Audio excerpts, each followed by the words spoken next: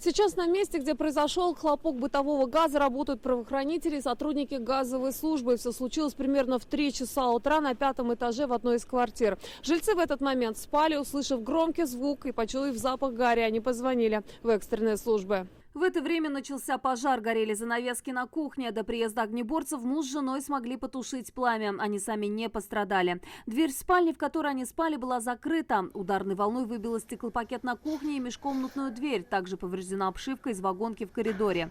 Несущие стены не пострадали, сообщили в МЧС. По счастливому случаю не было и утечки газа в другие комнаты. Иначе семья могла отравиться. В управляющей компании выдвинули свою версию случившегося. С жильцами, слава богу, все в порядке. Двери были закрыты, и хлопок произошел, да, произошло разрушение двери, окна.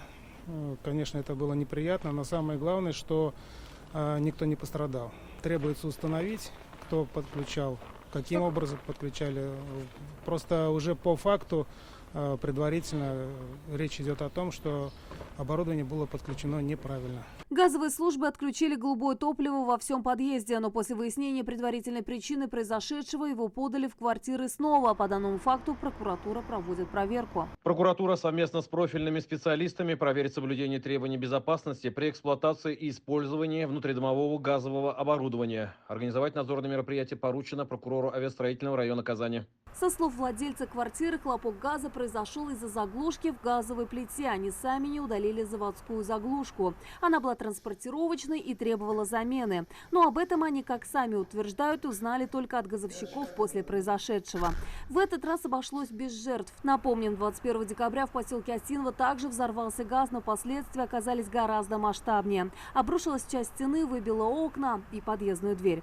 Хозяина квартиры тогда госпитализировали с 80% ожогов тела, а через неделю он скончался. Дом все еще не пригоден для проживания. Предварительно его квартиру отключали от голубого топлива из-за неисправности оборудования, однако он мог сделать незаконную врезку.